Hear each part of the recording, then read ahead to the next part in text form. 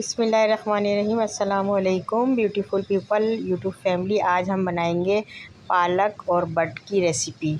और ये पालक और बट, ये 1 केजी पालक है। मैंने इसको धो के वॉश कर लिया है। 3-4 गिलास पानी डाले हैं और 2 से 3 मीडियम साइज़ की प्याज है। ये हमारी ईरानी प्याज वाइट कलर की होती है ये, क्योंकि प्याज बहुत महंगी हो गई है। ईरानी ज़रा मिल रही है, 140 रुपये किलो मंगवाई थी मैंने ये। और प्याज बहुत ज़्यादा महंगी हो गई है। और 2 से 3 टेबल स्पून मैंने लहसुन अदरक के पीस के डाल दिए इसमें।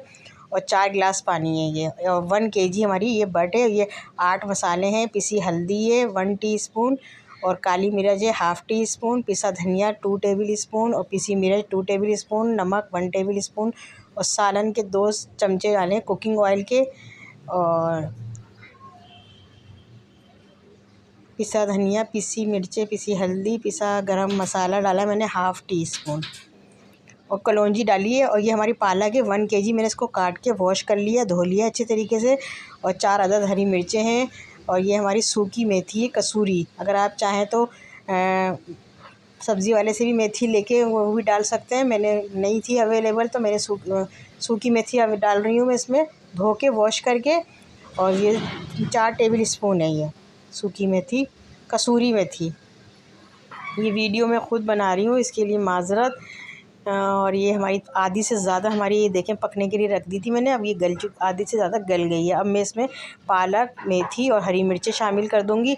अगर आप चाहें तो सोया भी डाल सकते हैं। बहुत से लोगों को सोए का फ्लेवर अच्छा नहीं लगता, और हम लोग तो खैर खा लेते हैं, क्योंकि उसमें बहुत ज़्यादा फ्लेवर हार्ड होता है उसका सोए का।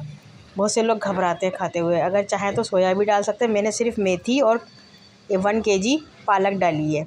अगर आप चाहें तो पालक को कम भी कर सकते हैं। हमारे यहाँ ये बट और पालक बहुत शौक़ से खाई जाती है। और बटें कई किस्म से और कई तरीक़ों से पकाई जाती है। मैंने और भी इसके अलावा भी वीडियो बनाई हैं बट की, बट कढ़ाई वग़ैरह, वो भी आप देख सकते हैं।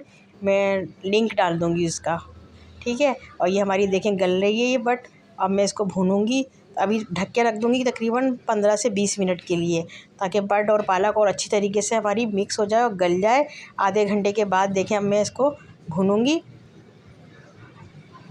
ये देखें, इसमें बट जब हमने पालक डाली तो उसके बाद हमने कोई इसमें पानी नहीं ऐड करा। ये पालक नहीं, बट जो पानी छोड़ा थोड़ा। अब मैं इसको भून लिया है। देखें, ये बिल्कुल सूखी खाई जाती है। अगर चाहें तो आप इसकी ग्रेवी भी बना सकते हैं, या बिल्कुल ऐसी सूखी भी खा सकते हैं।